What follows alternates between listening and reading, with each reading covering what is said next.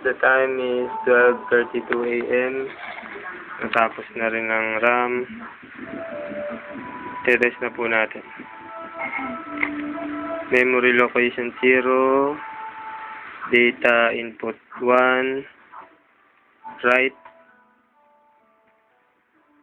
Memory location 1. Data input 4. Write. Memory location 2. Data input 3.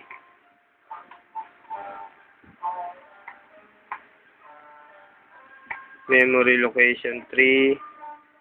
Data input 7.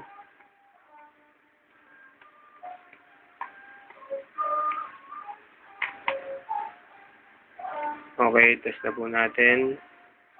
Memory location 0, memory location 1, memory location 2, memory location 7. I mean 3 lang pala.